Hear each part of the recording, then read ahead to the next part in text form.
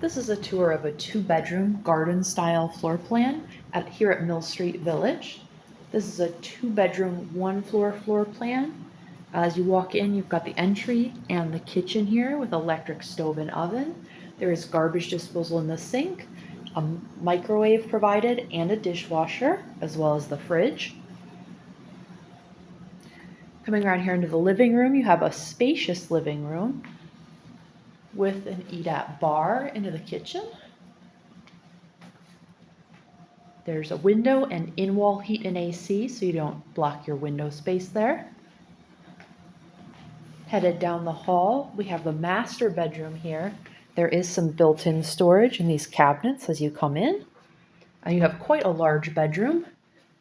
The window, in-wall heat and AC again, that does both the bedrooms. Then you have a closet. Across the hall is the bathroom.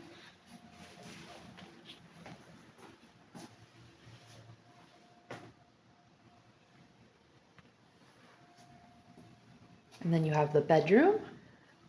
The second bedroom, which is a little smaller, it does have its own window and a closet.